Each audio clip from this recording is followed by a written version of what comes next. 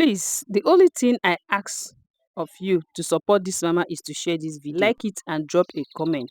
That small support goes a long way and it helps me to keep bringing you real helpful content that will actually help your hair grow. Because being a twin mom and a mom of two toddlers and a content creator, my dear, is not easy. My days are loud, messy, and non-stop. From the moment I wake up, it's mommy this, mommy that, and before I know it, the whole day is gone with barely any time left for me. Talk more of taking care of my natural hair. There was a time my hair felt dry, weak, just not growing the way I wanted. I tried different products, different routines, but nothing really happened until I found this simple remedy, and let me tell you, I almost scrolled past it myself.